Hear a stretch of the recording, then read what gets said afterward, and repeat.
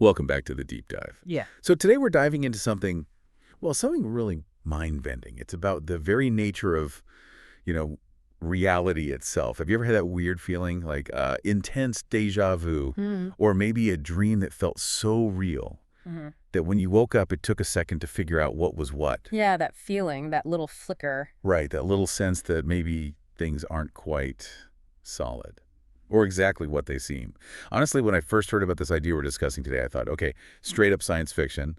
And I bet a lot of you listening are maybe thinking the same thing right now. Oh, absolutely. It's a totally natural reaction. But Yeah. what we're tackling today is actually a pretty staggering idea in modern science and philosophy. It's called the simulation hypothesis. And it asks this huge question. What if everything, this universe, our lives, your deepest memories, what if it's all part of something? Whoa. Okay. So, sounds wild. I get it. But our mission today, really, is to unpack the surprisingly logical, even statistical arguments behind why serious thinkers are actually considering this. So to really get into the logic, the starting point seems to be this probability puzzle, right? The thing called the Bostrom trilemma. It kind of forces you to look at, what, 3 possible futures for civilizations like ours? Can you walk us through those? Exactly. It really sets the foundation. So the philosopher Nick Bostrom laid out these 3 possibilities. The first one, and it's pretty bleak, honestly, Yeah. is that civilizations basically, well, they almost always wipe themselves out before they get advanced enough to create what he calls ancestor simulations. Ancestor simulations, Yeah. you mean like super realistic simulations of their own past? Precisely. Highly detailed conscious experiencing simulations. Okay, yeah, that is grim. Sort of puts a damper on things, doesn't it? Let's hope that's not where we're headed. So what's possibility number 2 Bostrom lays out?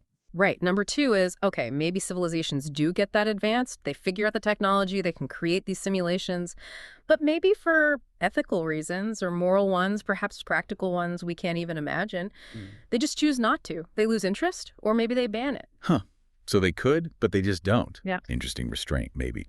Which leaves the third one. And this is the one that really seems to open the door for the hypothesis, I guess. That's the one. Possibility 3.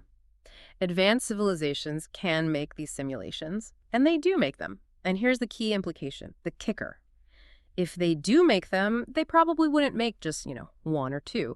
Given the likely ease once the tech is there, they'd potentially run thousands, millions, maybe billions of these Wow. ancestor simulations. Okay, wait. Billions. So if they make billions of simulations, what does that imply for us right now? Well, that's the statistical punchline of the whole trilemma. For every one original base reality, there could be, like you said, billions upon billions of simulated realities running inside it, perhaps on nested levels. So the odds, just looking at the sheer numbers, suggest it's far, far more likely we're living in one of the many simulations Exactly. Vastly more probable. than in the single, unique, real reality. Yeah. Wow. That's a heavy statistical argument. It is. It's purely a numbers game at that point. Statistically, the argument goes you should bet on being simulated.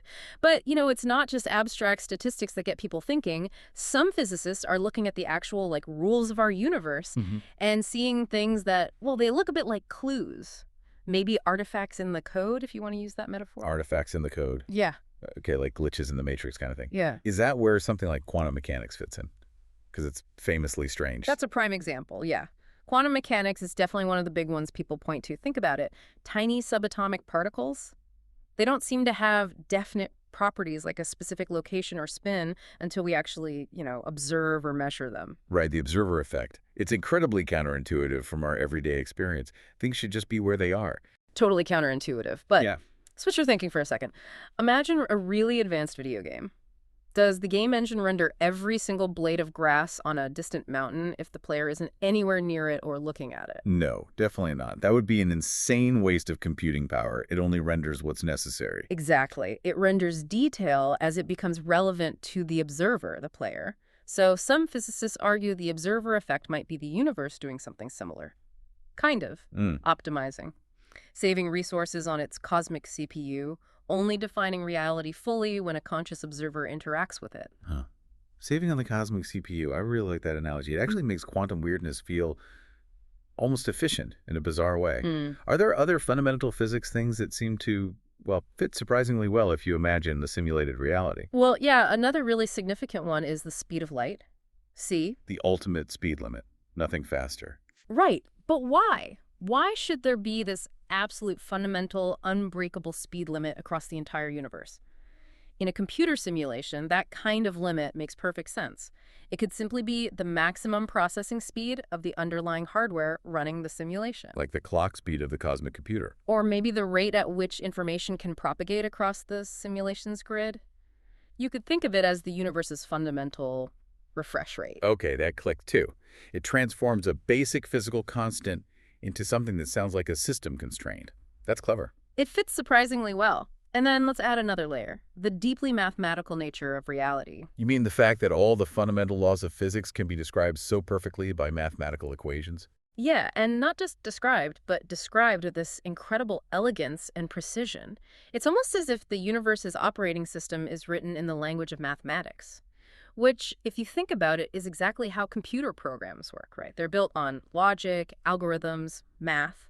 There's even a well-known physicist, Max Tegmark, who goes further and argues that our universe is fundamentally a mathematical structure. So it's not just like math or code. His argument is that it might literally be a computation unfolding. That's the essence of his mathematical universe hypothesis, yeah. It's a very short step from saying the universe is math to saying it is a computation. Okay, that's another big one. Mind-blowing. And I think you mentioned one more clue earlier, Yeah. something about the universe being fine-tuned. Ah, yes, the fine-tuning argument. This one's really fascinating and maybe the most suggestive for some people. It's basically this. The fundamental constants of nature, things like the strength of gravity, the precise charge of an electron, the energy density of empty space itself. That cosmological constant thing, right? Right. The one that affects expansion. That's the one, yeah. All these fundamental numbers appear to be set to values that are exquisitely, almost unbelievably precise. If you were to change any of these constants by just a tiny, tiny fraction, like an incredibly small amount. Then the whole structure unravels. No stars, no complex chemistry, no life. Game over. Exactly. Stars wouldn't form correctly, or they'd burn out too fast. Atoms might not even be stable. Life as we know it would be completely impossible. It really does give you that feeling, doesn't it? Yeah. Like someone was carefully sliding knobs on some cosmic control panel and set them just right for us to exist. But hang on, couldn't that fine-tuning just point to something else? Like maybe a grand designer? A creator? Or maybe the multiverse idea, where there are countless universes with different constants and we just happen to be in a life-permitting one. That's a really crucial point, and you're absolutely right. Fine-tuning is used as evidence for both those interpretations, a designer, or the anthropic principle within a multiverse. But the simulation hypothesis offers a different kind of explanation, one that stays within a more, let's say, naturalistic or technological framework, perhaps. How does it differ in explaining that precision? Well, think about it. In a simulation, those just right constants aren't some astonishing cosmic coincidence or evidence of infinite unseen universes. They're simply parameters, settings. The programmers who designed this simulation just set the values needed for the kind of universe they wanted to model, perhaps one capable of evolving observers like us. So it accounts for the seemingly designed dial settings without necessarily invoking a supernatural creator or the mind-boggling scale of an infinite multiverse. Kind of, yes. It suggests intention, the values were set, but the intention is attributed to an advanced intelligence, the simulator, rather than a deity. It's presented as a potentially more parsimonious explanation for why our universe seems so perfectly tailored for life. Okay, my head is officially spinning now. This is all incredibly thought-provoking stuff, but it leads directly to the biggest question, the really personal one that I'm sure everyone listening is wrestling with right now. If this is all some incredibly advanced simulation, what does that mean for me, for my life, my feelings, my relationships? Are they even real? Does it somehow undermine everything? That truly is the most important question, isn't it? The human question. And the answer, I firmly believe, has to be, yes, your experiences are absolutely real. You think so? Even if the fundamental reality isn't physical atoms, but maybe information, bits. Think of it this way. Does it ultimately matter if the substrate of reality is, fundamental particles like atoms and quarks, or if it's based on information, on bits and bytes processed by some vast computer? Either way, your subjective experience of that reality, the one you're having right now, is authentic to you. It's happening within your consciousness. So the love I feel or the sadness or the joy from, seeing a sunset, that's real to me, regardless of what the sunset is ultimately made of. Completely. Those feelings, those conscious states that what it's like to be you. That is undeniable. That's the bedrock reality for you. Your consciousness isn't simulated. It experiences the simulation, perhaps. Or maybe it emerges from the simulation's processes. But the experience itself is genuine. So it's like, even if the stage we're all acting on turns out to be constructed, maybe digital, Mm. the play itself, the drama, the emotions the actors feel and portray, those are profoundly genuine within the context of the play. That's a fantastic analogy. Exactly. The nature of the stage doesn't invalidate the truth or the meaning of the performance itself or the feelings it evokes. In many ways, your consciousness, your choices, your quality, your felt experiences become the most fundamental realities you have access to, even operating within a potential simulation. It forces us to think about what real even means. So it doesn't automatically make life meaningless then. That's often the fear, I think. Not at all. I'd argue the opposite, perhaps. Doesn't it make the universe infinitely more mysterious, more layered, potentially more wonderful, you know? And crucially, it absolutely doesn't change our responsibility to each other. To live a good life, to be kind, to search for meaning, to reduce suffering. All of that remains paramount within this reality we find ourselves experiencing, whatever its ultimate foundation might be. Yeah, the how we should live part, that seems to stay exactly the same. Yeah. The ethics don't change. Precisely.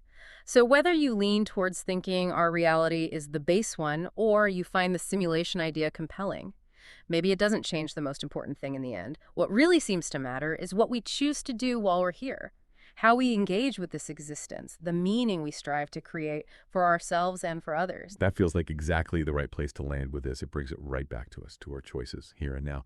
So wherever you are listening to this, just maybe take a deep breath right now. Feel the air actually chill your lungs. Feel your feet on the ground or the chair beneath you. That sensation, that is your reality. That's what you've got.